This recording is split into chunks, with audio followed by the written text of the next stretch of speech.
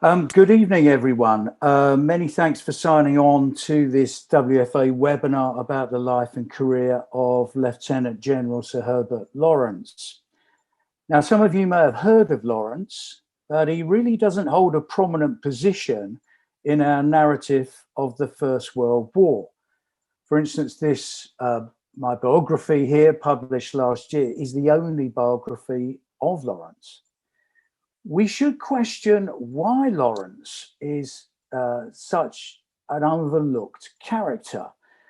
His appointment to Chief of Staff in January 1918 saw him become effectively the second most important soldier in the British Army, aside from the Commander-in-Chief, Sir Douglas Haig. Lawrence held a pivotal position. His effectiveness would surely influence the performance of the army. But perhaps the role played by Lawrence has been neglected owing to our tarnished view of the staff, perhaps because few expected him ever to rise to such heights, or perhaps he's regarded as having little impact. Certainly his appointment for many was a surprising choice, and there were others who went further than that. In his memoir, the Prime Minister, Lloyd George, declared he was astonished that Lawrence was ever appointed to such a crucial position. He remarked that, quote, "Nothing but a genius of the highest order could justify such dazzling promotion with such scant experience." Lloyd George claimed that Haig overlooked a number of more suitable candidates to appoint Lawrence. He inferred that Lawrence got the job because he was a cavalry officer like Haig and they'd served in the same regiment. According to Lloyd George, this was nepotism on a grand scale. Lawrence simply was not up to the job. But was the Prime Minister right? Tonight, I intend to argue that Lloyd George was much mistaken. My contention is that Lawrence was the best man for the job and was one of the unsung architects of the Allied victory. My case is that Lawrence deserves far more recognition than he's previously been afforded. He was a remarkable individual whose achievements have been overlooked by most historians. So tonight I intend to look at his early career and then focus on two main areas. First, the relationship between Haig and Lawrence and why they made an excellent partnership. And second, the measures undertaken by Lawrence in 1918 and the contribution those measures made to victory. But as with all good stories, let's start at the end. Soon after Lawrence died in 1943, his daughter Elizabeth received a letter from Sir Thomas Royden. Royden was an MP and a Liverpool shipping magnate. Royden recounted that in the 1920s, he'd hosted a shooting party in Scotland. Among the guns were Earl Haig and Sir Herbert Lawrence. Royden wrote that Haig, quote, in one of his rare and brief utterances, pointed at Lawrence and said, "That is the man who won the war. Whenever Foch disagreed with us, and he generally did, I always held out for our own plan, and on every single occasion, it proved to be the right one. It was Lawrence who originated and developed these plans, not I. All I did was give the orders." Royden concluded, "I wonder how many people have any idea at all of the vital part your father played in the defeat of Germany in the last war. It was so characteristic of him that I have never heard him speak a word on the subjects." Lawrence was a rare individual, someone who recorded outstanding success in two different fields, the military and business field. And the quote here is from Sir Clive Wigram, who was private secretary to the King. Now, when the First World War began, Lawrence was no longer a career soldier.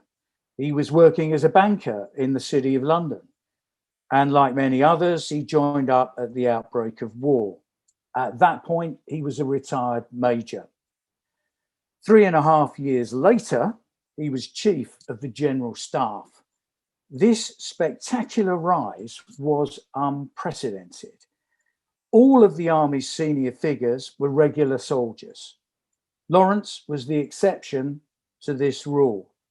Not only was this an unusual achievement, it was accomplished in the face of personal tragedy. 2 of his 3 children were killed during the war. At the end of hostilities, Lawrence left the army to resume his career in finance. He became a very prestigious banker. He was a good friend to Montague Norman, governor of the Bank of England in the 20s and 30s. He was held in such high esteem in financial circles that he became known as the father of the city. And also he held a variety of directorships, one of which was he was chairman of Vickers Armstrong, the company that developed the Supermarine Spitfire. So let's take a look at the early life of Lawrence. Now, he came from a privileged background. The family was an Anglo-Indian dynasty whose members served with distinction in the British Raj. His father, Sir John, was Viceroy of India in the 1860s. And the photograph here, we see Lawrence, who was born in 1861. We see him here as a young officer with the 17th Lancers. He was posted to India at the age of 21 after attending Harrow and then Sandhurst. During his time there, he indulged in the usual pursuits of young officers in the Raj, riding, playing polo, pig sticking, etc. The regiment returned to Britain in 1890, undertaking domestic duties. Now, so far so good, but Lawrence felt that if he was going to advance his career, then he really needed to do more. And so he decided to try for entry at the Staff College and was duly accepted. Lawrence first went to the Staff College at Camberley in 1895. At this point, he was 34 years old and a captain in the 17th Lancers, as we said before. This would be the first time he encounters Haig, who arrived a year later in 1896. The 2-year course at Camberley was the primary mechanism for educating the elite of the British Army. It was designed to prepare future leaders, planners, and thinkers for staff or command posts. Now, Lawrence had proved himself as an accomplished sportsman. He was an excellent rider and a very popular individual. These qualities were reflected in his election as master of the drag hunt in his senior year at Camberley. Now, the annual intake at Camberley was only around 30 students, so it's pretty likely that Haig and Lawrence would have known each other, but probably not closely as they were a year apart. The next time they meet was 3 years later during the South African War, when they both served on the staff of this man shown on the right, General Sir John French. Haig and Lawrence were seen as the jewels in the crown on French's staff. The Times newspaper observed, quote, "In Major Douglas Haig, he possessed an invaluable staff officer, one of the few in the whole army capable of doing real general staff work. The intelligence under Captain Lawrence was admirably conducted." They served together on French's staff for about 9 months. Certainly they appeared to work well together, but we've got no evidence of any personal rapport or closeness between them at this point. Now, during the South African War, Lawrence commanded the 16th Lancers for a brief time before he returned to his regiment, the 17th Lancers. But the war in South Africa was significant as it marked Lawrence's first taste of life in the field and his first experience of combat. Now we come to one of two controversies in Lawrence's army career. The first of these occurs towards the end of the South African War. This incident highlighted how much his path and Haig's were intertwined. It would not be the first time either that Lawrence considers leaving the army. The way things panned out was this. When the role of the commander of his regiment, the 17th Lancers, became vacant, Lawrence must have expected to get the job. But unfortunately, his hopes were not realised. Instead, Haig was appointed as the new commander of the Lancers. And to most, this came as a shock. Haig was an outsider from the 7th Hussars. Not only that, he held a shorter service record than Lawrence. A fellow Lancers officer expressed his surprise that Lawrence did not get the job. Quote, "Everyone imagined that this brilliant soldier would remain our colonel for the duration of the command. This was not the War Office plan, for Haig superseded him."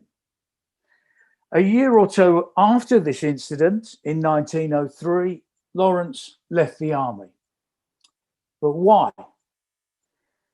Now, this has been seen as Lawrence leaving in a fit of pique. Certainly he must have been disappointed, but new evidence would suggest the situation was a bit more complex. It appears his relations with Haig remain cordial based upon the limited correspondence between them. But Lawrence was now a married man in his early 40s with children. He'd married Isabel Mills, daughter of Lord Hillingdon, who was an MP and director of Glyn Mills Bank. And new evidence suggests it was not a fit of pique that made him leave the army, but concern for his wife's health should the regiment be posted back to India, which in fact it was in 1905. A letter from Lawrence's brother-in-law shows that Isabel would have suffered with the climate and the environment. So at this point, Lawrence opted to bring his army career to a close and he entered the world of finance. He worked in several financial firms before he was able to join the family firm of Glyn Mills in 1907. They certainly just didn't give him a job. He had to prove his acumen before they were prepared to allot him a position at the family bank. Now, the photograph up here shows the site of the Glyn Mills Bank building, that's 67 Lombard Street in the City of London. The particular building you can see there dates from 1933, but Lawrence certainly would have been familiar with it. Now, the next time Haig and Lawrence meet is on the Western Front in 1917. At the outbreak of war in August 1914, Lawrence rejoined the army. He was appointed senior staff officer of the 2nd Yeomanry Division and in early 1915 went out to Egypt. Command of a brigade at Gallipoli soon followed. He'd already risen from retired major to brigadier general in less than a year.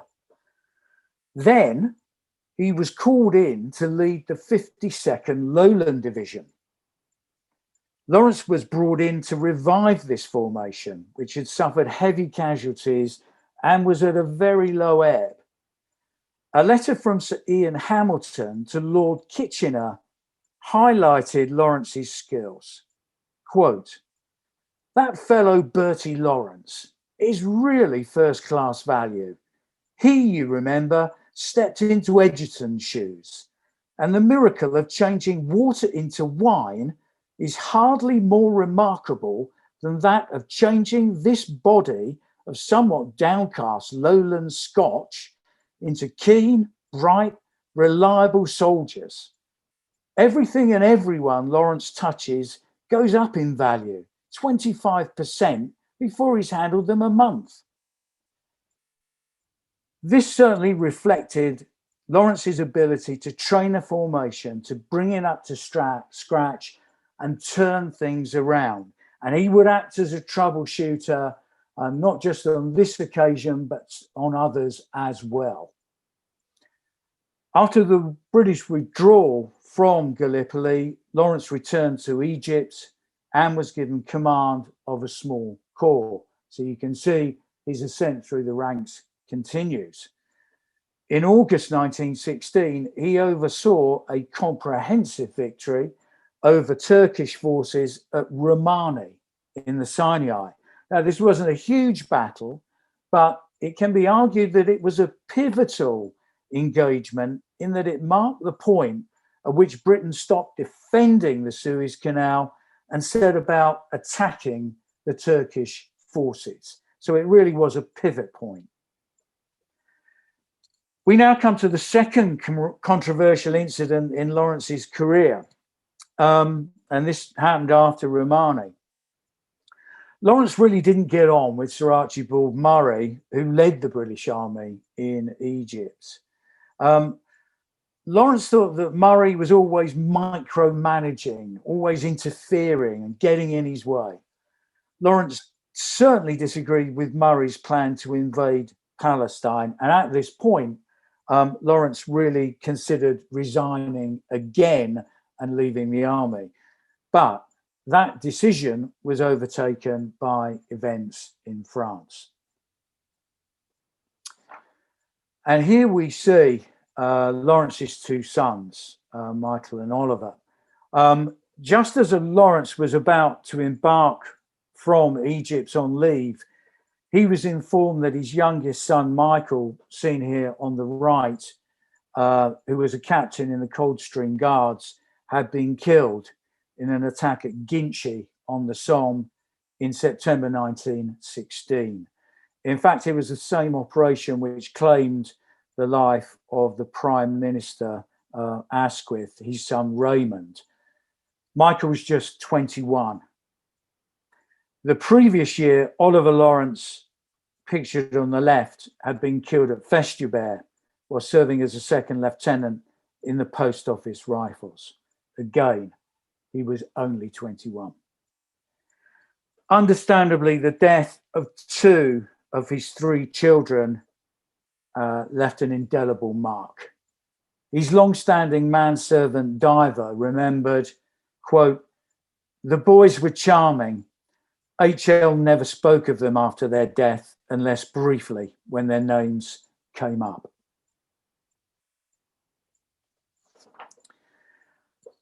After Michael's death, Lawrence stayed in the UK. He was grieving. He wanted to be with his wife.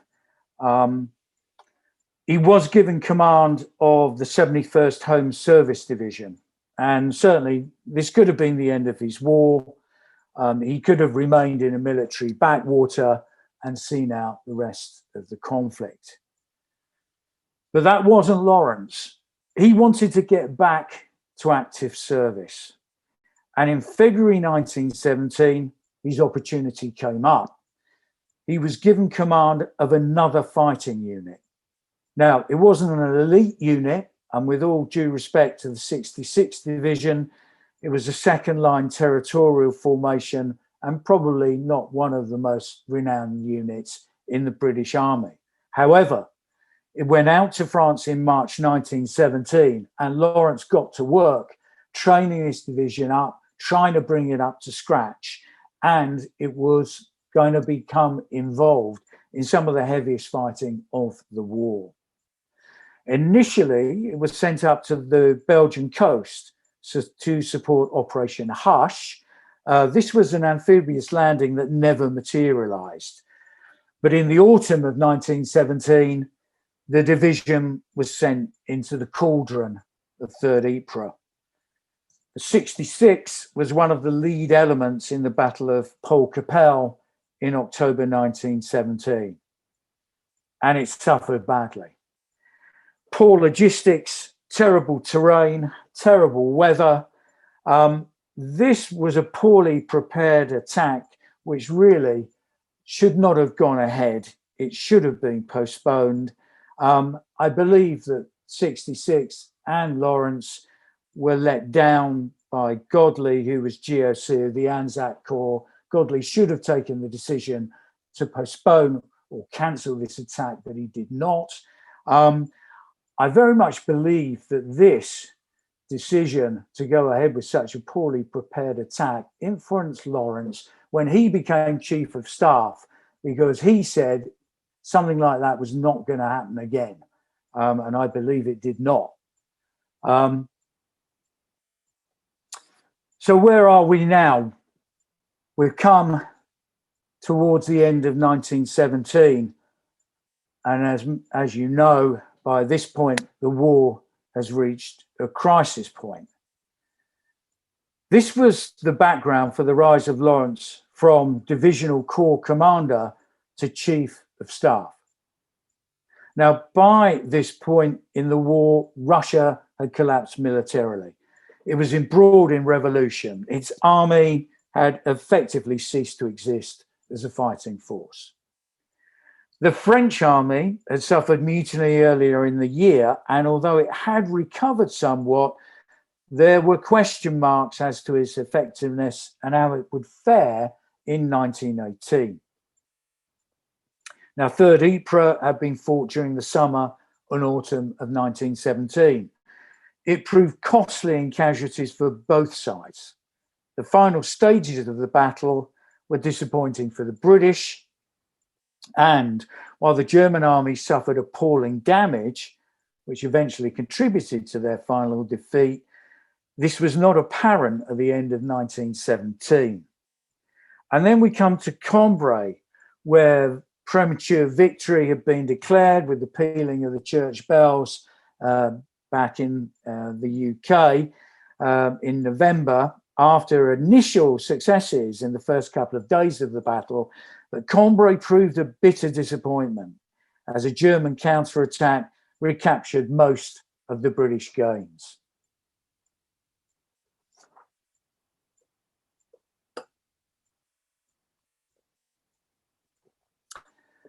So at the end of 1917, the British Army is under pressure. They face a hostile press at home. The Times newspaper called for, quote, the prompt removal of every blunderer after Cambrai. Relations between politicians and military, which had always been fractious, now hit an all-time low.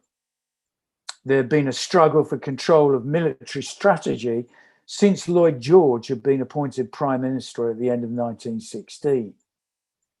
Lloyd George wanted to divert the main effort from the Western Front, but he lacked the political support to wrest control from Haig and Sir William Robertson, who was chief of the Imperial General Staff. But there was increasing pressure from Lloyd George for Haig to go. It was at this point the Commander-in-Chief, Haig, famously exhorted the Prime Minister, back me or sack me. He did neither. Lloyd George's lack of political support in the coalition government meant that sacking Haig may well have threatened his own position as PM. Instead, he turned his attention to what he saw as the next best thing, and that was Haig's senior team at GHQ. And this was known as the Great Turning Out, which was a quote from John Terraine.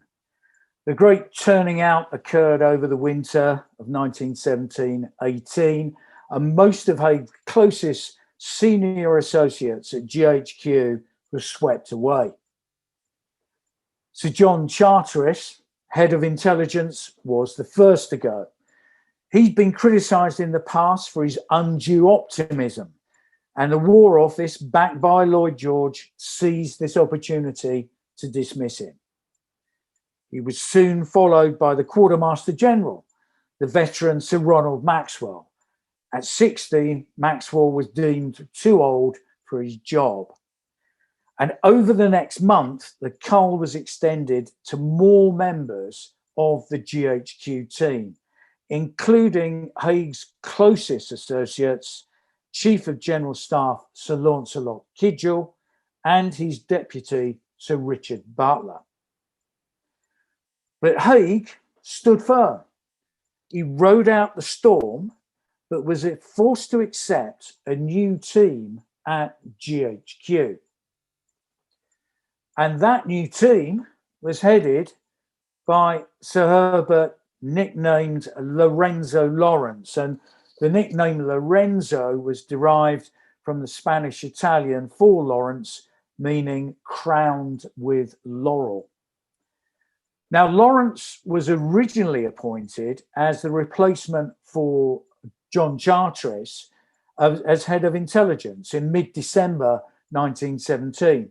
But he was moved into the Chief of General Staff role a month later when Haig's first choice for the job, Lieutenant General Sir Richard Butler, was rejected by the War Office. So let's just go back to Lloyd George's accusation on nepotism. Certainly the evidence here suggests otherwise, because Lawrence wasn't even Haig's first choice for the job as Chief of Staff.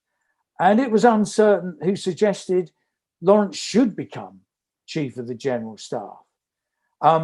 Most likely it was the politician, Lloyd Darby, Secretary of State for War, but there's also been a suggestion from Admiral Sir Aubrey Smith that it was Lord Stamfordham, Private Secretary to George V, who was behind it. But I would certainly dispute strongly that any charge made by Lloyd George on nepotism holds any water. I think we've got to throw that one out.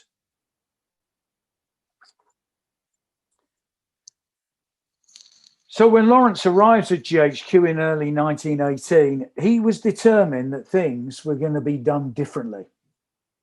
He believed that his predecessor, shown here on the left, Lancelot Kidgel, had been operating more like a senior aide to Haig than a chief of staff. Now, certainly Kidgel was a talented, conscientious individual who worked tremendously hard. But how often did he challenge Haig? Well, I would say hardly at all, if ever. Lawrence told a colleague he was not sure he could get on with DH and would certainly refuse to act on the same lines as Kidgel. This was very characteristic of Lawrence's independent spirit. Now, Lawrence's opening gambit when he met with Haig was to insist that he should attend every meeting the Commander-in-Chief had with another member of GHQ. While Haig and Lawrence never became close, they were able to forge a professional relationship built upon mutual respect. And my contention is that Lawrence brought two critical assets to the table at GHQ: his business experience and his understanding of frontline combat conditions. This allowed him to introduce a different perspective to GHQ, and his influence was felt across the different functions of the institution. Now, different opinions have been voiced about the transfer of business skills to warfare. In 1923, an article appeared in the Army Quarterly, probably written by Sir Walter Braithwaite, that was contemptuous about the idea. The article claimed that commercial methods were not always the best business methods in war. But in stark contrast to this, Cuthbert Headlam, who was another senior staff officer, stated in a letter to his wife in May 1917, quote, "I cannot think what all these men were taught at the Staff College.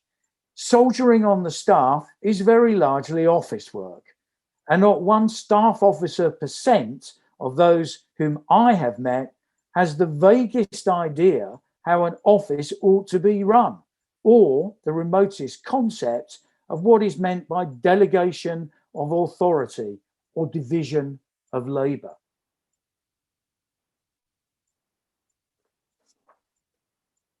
We've also got to look at the character of Lawrence. This is critical. He possessed independent wealth. As we've discussed, he worked as a merchant banker in the city. He could go back there whenever he chose. He wasn't dependent upon his army career. He'd enjoyed power as the holder of a variety of directorships. Lawrence was part of a network of wealthy individuals who exercised considerable influence in the financial and commercial world. Lawrence was accustomed to dealing with successful people who wielded significant power. He possessed natural authority and confidence, and these qualities paid dividends in his dealings with the army commanders, who were dubbed the wicked barons by some at GHQ, and other individuals such as the French generalissimo Ferdinand Foch. It was his wealth and independent spirit that allowed Lawrence to challenge the orthodoxy. He was astute, regal in appearance, and possessed great presence. There were some in the army who joked that Lawrence wore golden spurs, which reflected his wealthy status. A fellow staff officer at GHQ, Major Arthur Lee, said this: "General Lawrence much impressed me, a fine man to look at and to listen to also." Lawrence was physically tall and lean, and the wealth and connections that he enjoyed provided him with what one historian has described as, quote, "strength of character and a degree of rectitude which were the secret of his authority over his fellow men."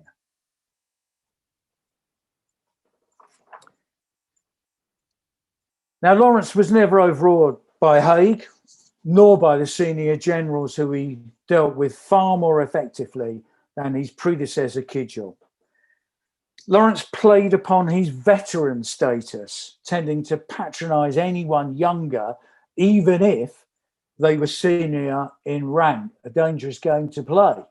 And one example of this was his attitude towards Sir Hubert Gough, the commander of Fifth Army, who Lawrence referred to as young Goughy.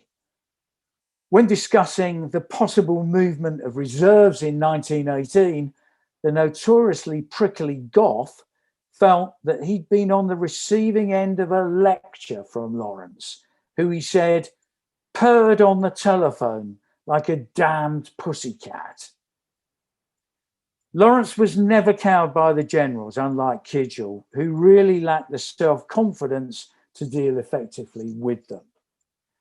In fact, Kidgel confessed that really it was only General Sir Henry Wilson, the only VIP that he ever felt completely at ease with. So what changes did Lawrence make at GHQ? Where was his influence felt? I think what we've got to look at here is one of the most evident changes was the frequency of contact with the front line. Haig and Lawrence, whenever possible, were out amongst the troops, visiting them. A major impediment of the previous regime at GHQ was that senior staff would rarely visit the front and would thus rarely be seen by the men doing the fighting. Lawrence restructured the operations group and created a separate planning team that was headed by Colonel Sir John Dill, who became a Field Marshal in World War II. Lawrence endorsed Dill's idea to reintroduce liaison officers in order to maintain contact with frontline formations. And this very much illustrates Lawrence's eye for talent. Get the best people in the jobs that are around you. Haig and Lawrence collaborated closely in giving deep thought and attention to the Allied offensives in 1918. They achieved what a colleague called quote, a complete coordination of planning and execution, unquote. And this was demonstrated in the preparation and sequencing of the offensives mounted during the 100 Days. As I've said, Lawrence dealt far more effectively with the generals. He was prepared to argue the case not only with them, but also with Haig. He was always prepared to promote a different point of view, always prepared to challenge the orthodoxy. In intelligence, Lawrence brought in the gifted Edgar Cox from the War Office. Now, Cox was something of a prodigy. He was a chain smoker who worked tremendously hard and achieved a good deal in a short time, but sadly was drowned in a bathing incident in the summer of 1918. But then Lawrence was able to bring in the equally effective Sidney Clive. Lawrence also recruited Guy Dorney as the Deputy Chief of Staff. Dorney was a known quantity. They'd served together in the Middle East. Dorney undertook a complete overhaul of training within the British Army. He was revolutionising the whole of the training arrangements. The creation of an inspectorate of training followed. In logistics, Lawrence developed a good relationship with Sir Travers Clarke, who ran the quartermaster branch of the staff, Q branch, which was responsible for supplies and logistics. Clarke was a real dynamo, described as a very strong-minded individual and a bull in a china shop, but he brought a new vigor to this aspect of the war. He improved the use of resources and ran the Q department very much like an up-to-date competitive business, something which, of course, Lawrence would have been entirely in tune with. And finally, it was Lawrence who developed a much better relationship with the French. He built a good understanding with Foch and on several occasions intervened to smooth inter-allied friction. When Haig was away in London, he could be trusted to assume overall charge and proved very capable of holding his own with the French and making independent judgments. It represented a considerable improvement on the previous uneasy state of affairs. But so far, if you think the picture to date has been somewhat too perfect, then let's take a look at some criticism. Now, we've already heard from Lloyd George, who was throwing around charges of nepotism and worse. Lloyd George held Lawrence directly responsible for the setbacks of spring 1918. The Prime Minister thought that Lawrence lacked the intelligence or independence of character to offer the best advice to Haig. Another critic here pictured on the right, Basil Littlehart. Littlehart argued that Lawrence was complacent about the German 1918 offensive and then unduly shaken when a crisis developed. James Edmonds, many of you will know him as compiler of the official history.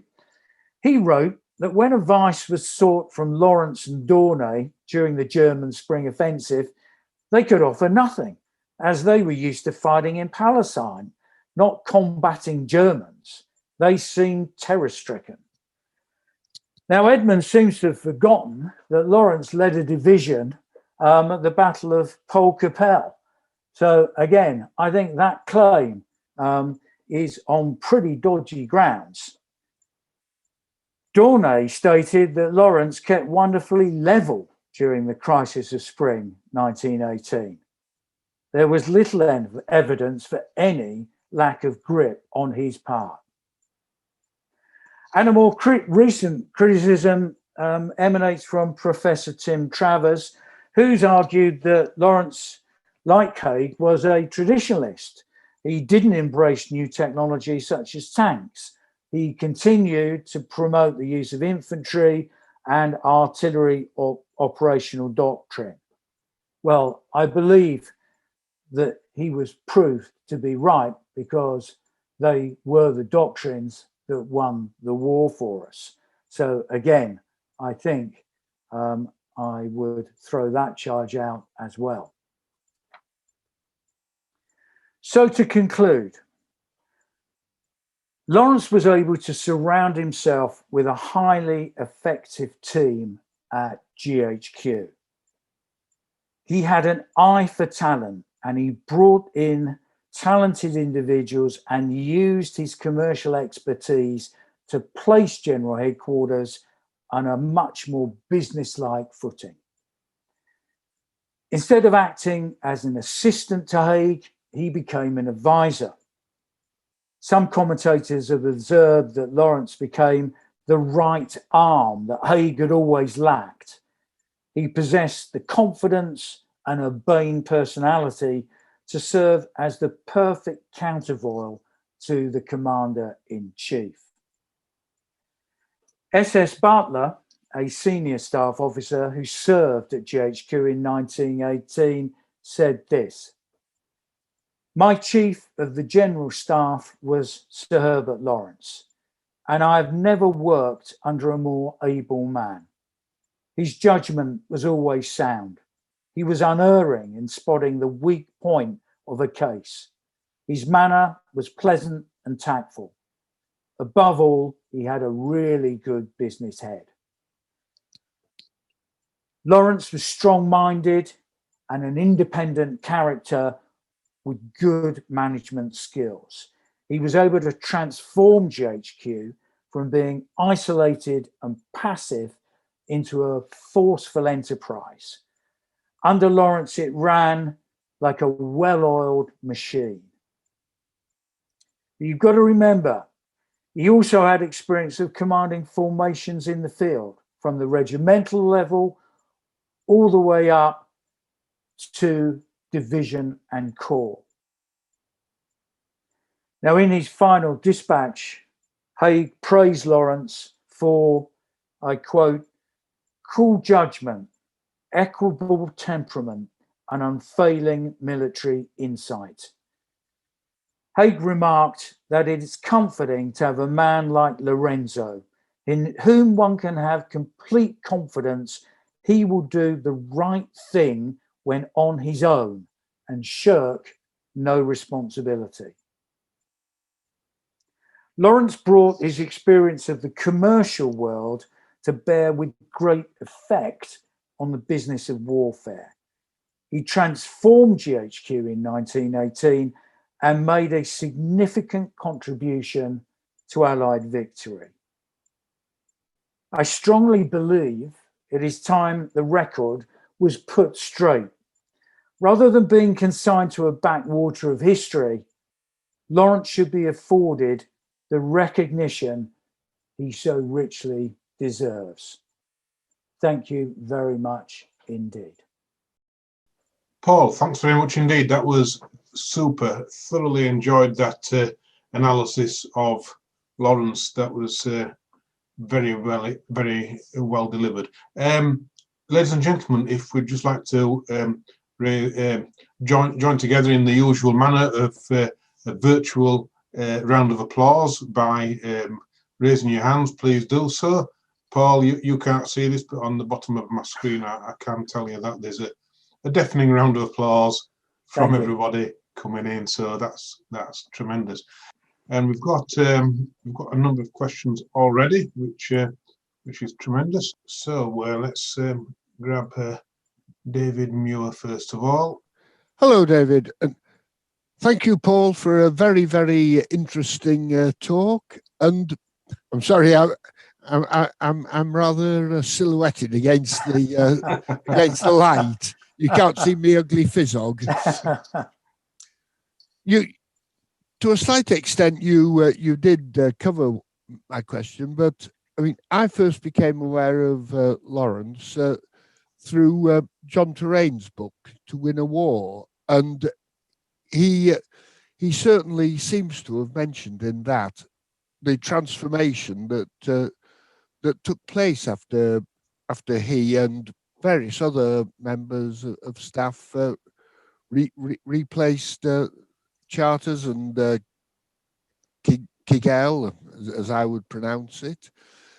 Just wonder if you could just expand a bit more on John Terrain's influence in mentioning, in bringing Lawrence, at least to some people's attention. Doubly so, seeing we've got 2 webinars concerning John Terrain at the moment. Yeah, thanks for the question. Yeah, that certainly John Terrain, I would argue, one of the most perceptive historians on the First World War. I argue that from the point of view of his appreciation of Lawrence. So you're certainly right to make that point. I think that Terrain did point out that Lawrence had effected great improvement. What I would say, though, is that Terrain's book had a much broader scope, and his analysis of what Lawrence did was fairly limited. He didn't go into great detail. There have been other historians who have certainly mentioned Lawrence. I would point you to, there's an article by the historian Dan Todman entitled The Great Lamasery. And that article does again reference in a bit more detail some of the improvements that Lawrence brought into GHQ. And of course, John Bourne has always been a historian who appreciated the work of Lawrence and the improvements that Lawrence had effected. But I think across the board, what we've not really had is an enormous amount of detail to back this up and to really examine the nitty-gritty of what went on in 1918 with Lawrence, to also examine in depth his relationship with Haig as well.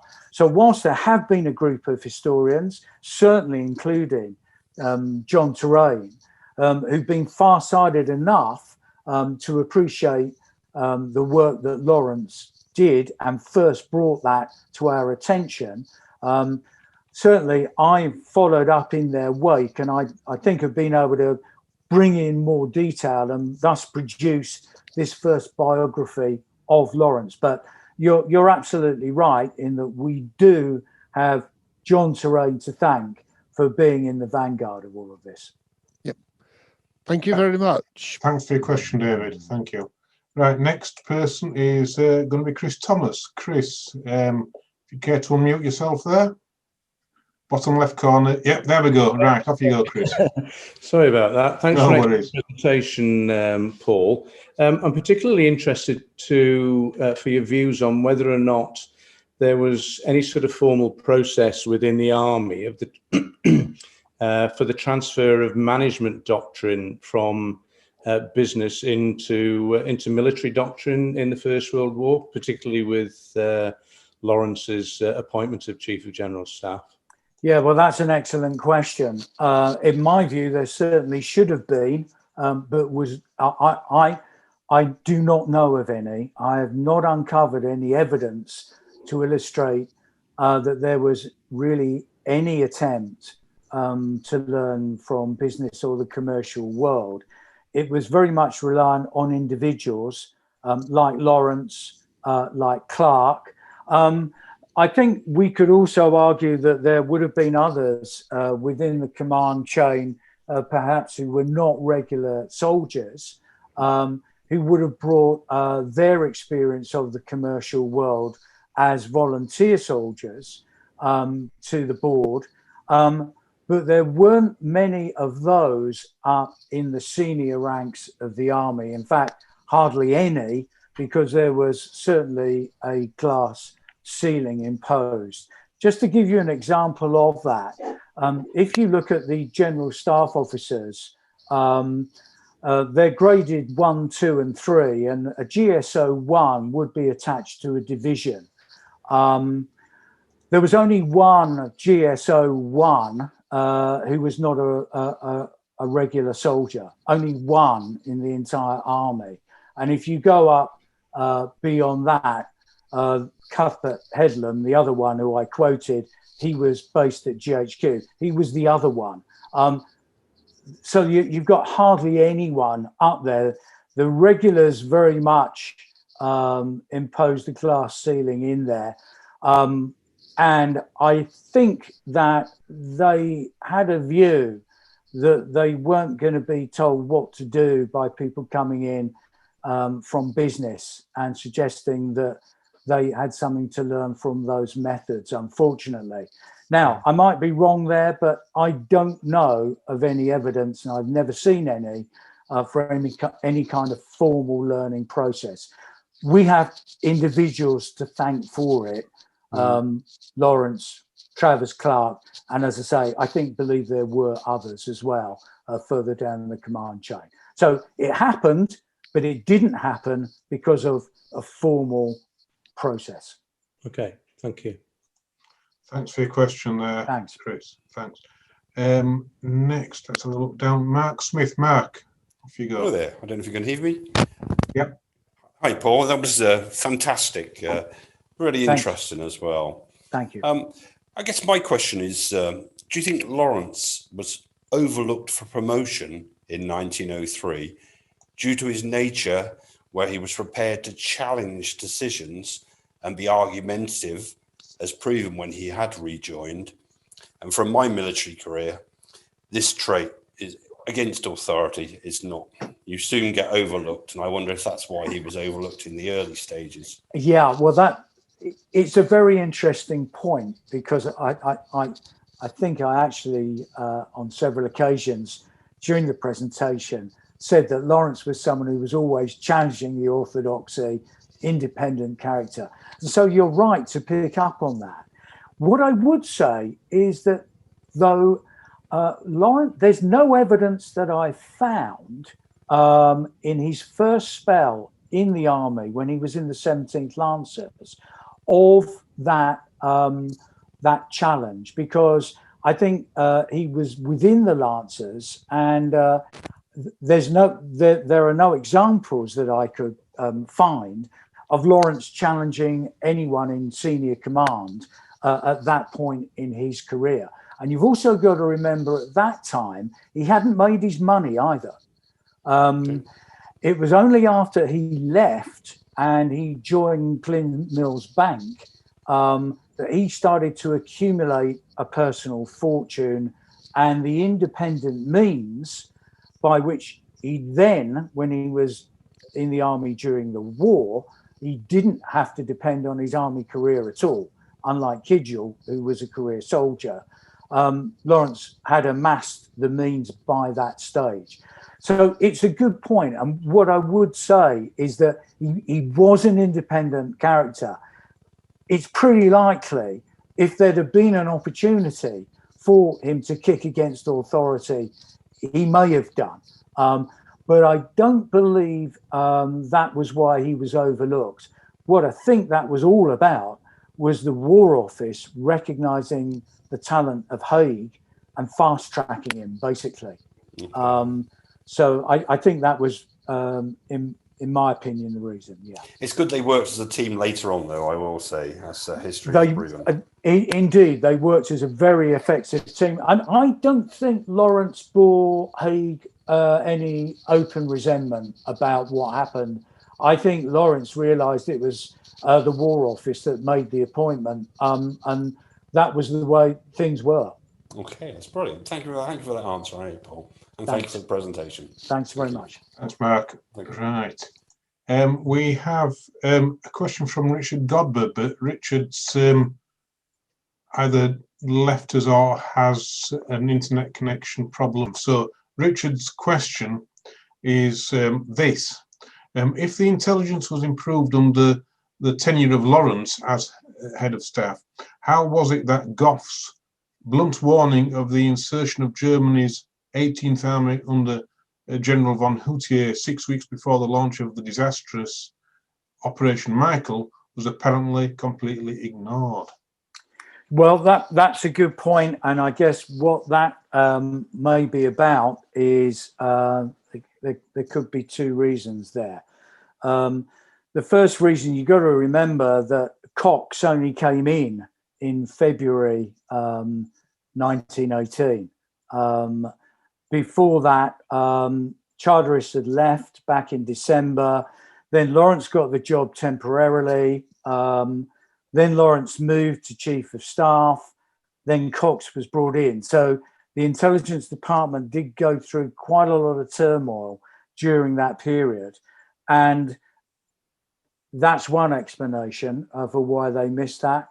The other explanation for that is that it could well be that Cox did recognize that, did bring it up,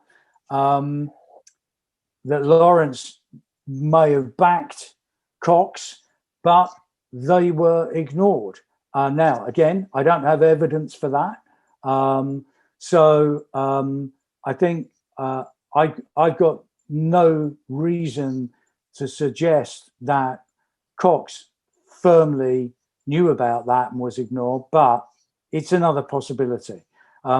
What I would say is that certainly after the Spring Offensive, intelligence became very much better. So I think what we're looking at here is the disruption in the department in that early period, and Cox getting into place, really. Okay, thanks for that response there. Right, next we'll look for John Casey. John, do you want to just unmute yourself there? Thanks, Paul. That was really interesting. Talk about something I don't know very much about. Thank you. Do you think the need for a wholesale clear out of the senior staff at GHQ is indicative of a trait in Haig, that he was too loyal to his subordinates and didn't recognise that some of these people should have been replaced earlier? Yeah, well, that is a fair point, actually, and probably some of them should have been replaced earlier. I think there was a strong case to replace Kidgel. There was a strong case to replace Charteris.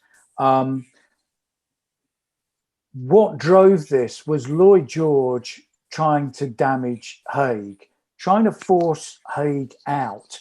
And I think, as I suggested, Lloyd George didn't have the political power to do that because of his tenuous position heading up a coalition government. So he couldn't sack Haig.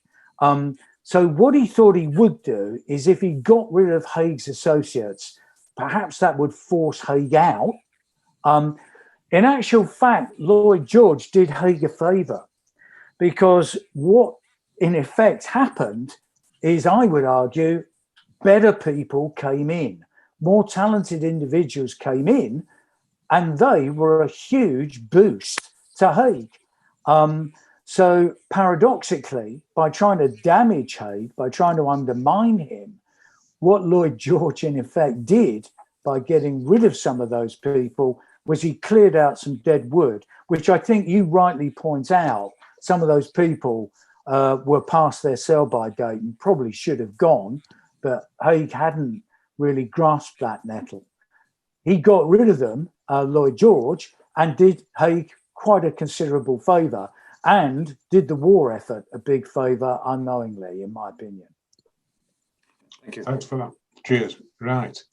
Pat Adamson, do you want to just unmute yourself there, Pat? Hello, excellent talk, Paul. Thank you. You've mentioned that 2 of his children were killed in action. Was the third one female, or were they in the military or business, or what happened to them? Yeah, the third one was Elizabeth, who actually her middle name was Peace, yeah, she survived the war, and in fact, it was the research for the book. I got in touch with the family to see, try to establish if Peace Elizabeth had any children, which she had, and I managed to track down her son, a gentleman called John Abel Smith. And John Abel Smith is still with us, and he is Lawrence's grandson. And in fact, John Abel Smith would have been, I would think, is the only person now living who would have met Lawrence. He met Lawrence when John was about 6 or 7 years old. So that was in the early 1940s, and Lawrence died shortly afterwards in 1943. So yes, there was the surviving daughter. Thank you. Thanks, Pat. Piers, Story Pew. Piers, do you want to just unmute yourself there? Paul, that was riveting.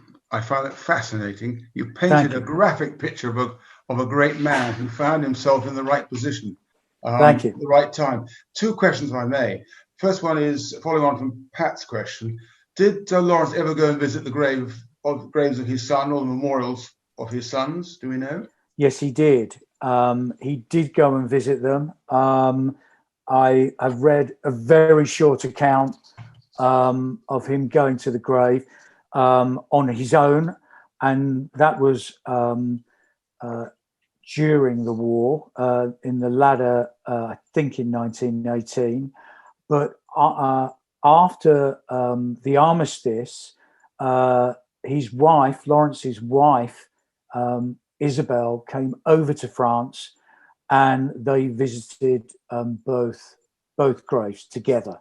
So yes, they visited, but Lawrence went both on his own and with his wife. But I think never again after that. Gosh, what a powerful pilgrimage that must have been. For Very much so. And I think it's very difficult for really any of us to imagine what it must have been like for Lawrence, not only having the job of a senior commander and senior staff officer, but having to endure the death of not one child, but 2 within a year. And it speaks so much to Lawrence's determination and fortitude that he was able to continue. And I think, and I'm guessing here, but because Lawrence never said this, but I think Lawrence carried on because he didn't want them to die in vain. Yeah. He wanted to play his part and achieve victory so that they hadn't died in vain. I can follow that 100%. Thank you. The second question was, clearly Haig had a great deal to thank Lawrence and for in various ways. That was very clear from your excellent presentation. So did Haig have him knighted? I saw the photograph of the king with Lawrence in some farmyard. Was that an occasion of the knighting, or do we know the background to that? No, he was actually he was knighted prior to that, actually. So that comes from the Lawrence dynasty, really. So I think that is from his family that he had that. Yeah. So he was a baron. It was a baronetcy then. That's correct. Yeah. Right.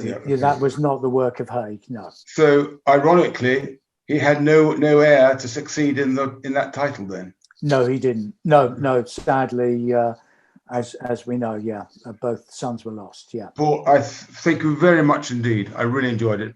Thank you. Thanks very much. Appreciate it. Right. Chris Weeks. Chris, do you want to unmute yourself there? Yep. Thanks very much. Excellent, Paul. Lawrence will now be added to an increasingly long list of people who, A, I'd never heard of, and B, have my utmost respect, mainly because they were disliked by Lloyd George. Anyway, enough of that political gibberish. My question is, have you got any examples of Lawrence having to deal directly with the commanders of non-BEF troops, like the Australians, the Canadians, or others? And if so, did he get on with them? Yeah, when Lawrence led 66th Division, that was part of the Anzac Corps at that point. Godley was a GOC. The evidence that I've seen and read was that there were no points of conflict, no, from Lawrence and them. I think so I'd have to surmise that he got on with them in a professional working manner. But equally, there's no evidence of any close relations between him and any non-British commanders. One thing I would say is where Lawrence scored highly was the way he handled the French and got on with the French. He did a great job there. He did very well with Foch and other senior French commanders. So I think that he was responsible for really reducing friction and we had a much better relationship with the French. So I think the work of Henry Wilson and Lawrence, they both have to be recognised in that role. Yep. Many thanks. Excellent presentation. Thank you very much. Super. Thanks, Chris. Michael Phipps. Thanks, David. Paul, yeah, fascinating talk. It's always interesting to try and understand the characters that are behind all these battles and decisions and that shape everything. I was interested really in the criticisms, and in particular the criticism by Edmonds.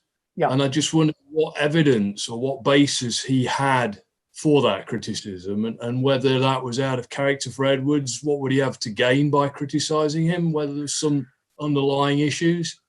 Yeah, well, a good point.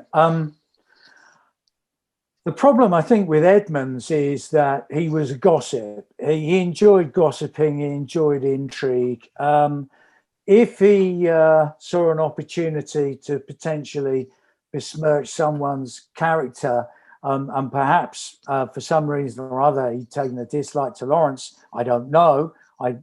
There's no evidence of that. But I think what Edmonds specialised in is he liked to put some controversy into his writing. He liked to have a good stock of stories.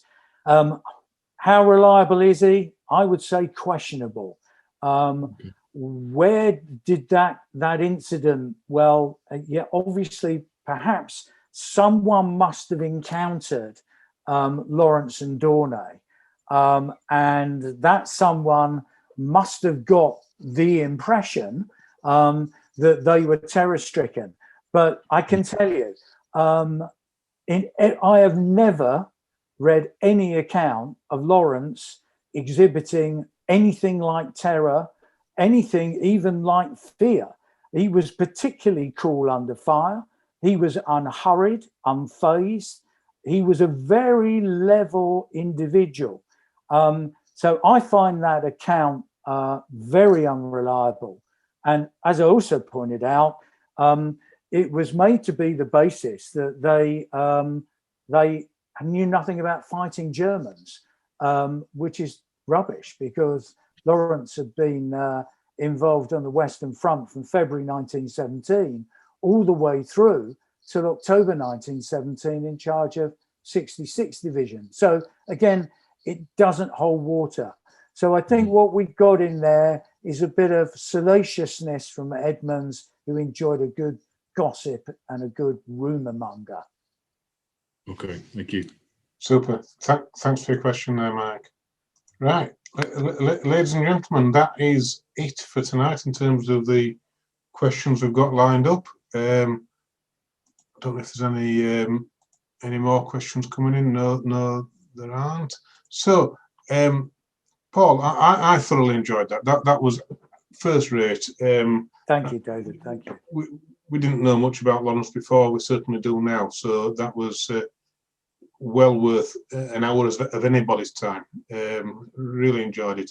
The next webinar, ladies and gentlemen, is on Monday, when we've got Professor John Bourne talking about his journey as a historian, but also looking closely at his particular favourite division, the 46th Division. I've had a practice session with John earlier, and believe me, this is going to be a stonker. I think everybody knows John as a brilliant raconteur and speaker. Not Paul, you've done a super job there. It's not anymore. No, but I pale beside the master. Yeah, we all take our hats off to John. We Bond. do indeed. So yeah. So anyway, ladies and gentlemen, come along on Monday. You won't be disappointed. I've certainly not been disappointed tonight. That's been a splendid talk, Paul.